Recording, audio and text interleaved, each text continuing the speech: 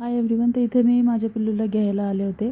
तसं 7-8 दिवस झाले तो जातो नियमित स्कूलला, पण तरी पण मला बघितलं की तो असा रडायला लागतो.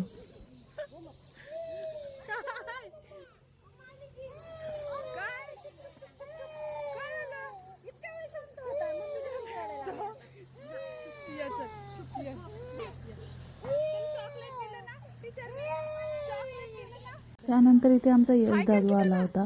मला वाटलं त्याला बघून तरी तो शांत होईल, पण तो काही शांत झालाच नाही. बराच वेळ तो रडत होता.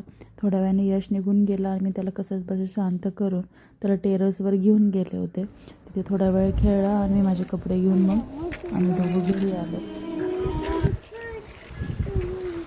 घरी आल्यानंतर मी लागले स्वयंपाकाला, कारण की सकाळी स्वयंपाक केला नव्हता, त्यामुळे गरम गरमच मी करणार होते आणि आम्ही खाणार होतो.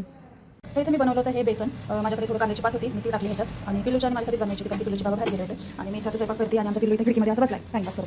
गॅसपासून थोडा लांबच येतो आणि त्याचा ताट तुम्हाला म्हणाला की मला इथं जेवायचं, त्यामुळे मी हे त्याला मागं सरकूनच पिलो मागं सरक शरक. हां, कुठे ठेवणार ताट? हां, कर पाय खाली कर.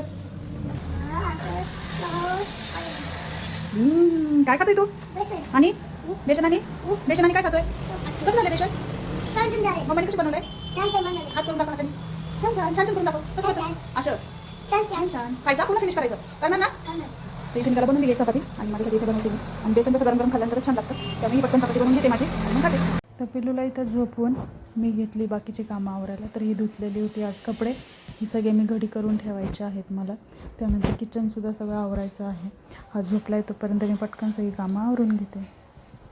जा दक्षला बोलू ना.